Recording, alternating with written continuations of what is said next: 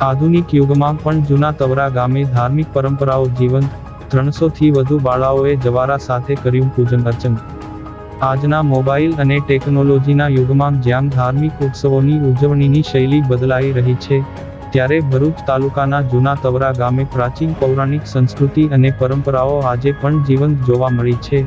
ગૌરીવ્રતના પાંચમા અને અંતિમ દિવસે ગામની 300થી વધુ બાળાઓએ પરંપરાગત રીતે જવારાની પૂજા અર્ચના કરી અનોખી સંસ્કૃતિની ઝાંખી કરાવી હતી।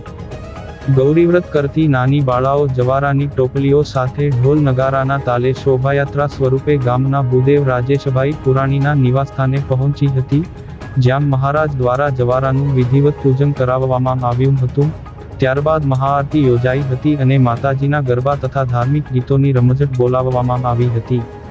પૂજન બાદ બાળાઓ જવારાની ટોપલીઓ સાથે પોતાના ઘરે પરત ફરી હતી।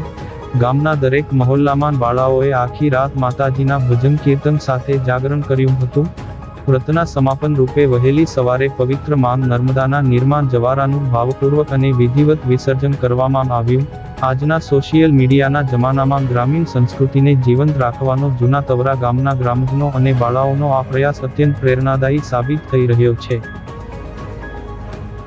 જેઓ વર્ષોથી અહીંયા ગૌરી વ્રત અને જયા પાર્વતી વ્રતની પૂજા થાય છે અને સાંજે ગૌરી વ્રતની ગોરો લઈને દરેક બહેનો અને દરેક દીકરીઓ પોતાના ઘેરેથી અહીંયા આવે છે, અહીં ગરબા ગાય છે અને પછી પોતાના ઘેર એ ગૌરી ગોર લઈ જાય છે અને પોતે આ રીતે વર્ષોથી એક જાતનો ઉત્સાહ અને આનંદ સાંસ્કૃતિક આપણી જે સનાતન હિન્દુ સંસ્કૃતિ છે એ પ્રમાણે જ ઉજવતા રહ્યા છે અને આ રીતે હજુ ઉજવીશું એવું ભગવાન પાસે પ્રાર્થના છે અમારી। દરેક મિત્રોને નમ્ર વિનંતી કે ગૌરી વ્રત હોય તો દરેક છોકરી કે છોકરીઓને એને પ્રોત્સાહન આપો, એને આ ગૌરી વ્રત શું છે તે વિશેની માહિતી આપો। જયા પાર્વતીનું વ્રત કેમ કરવાનું, જયા પાર્વતીની વ્રતની અંદર પણ કપિલેશ્વર મહાદેવની અંદર દર વર્ષે 300થી 400 છોકરી જેવી પૂજા કરવા આવતી હોય છે અને દરેક 5 વર્ષ થાય એટલે પોતાનું લગ્ન થાય એટલે પછી એ વ્રતની ઉજવણી કરતી હોય છે।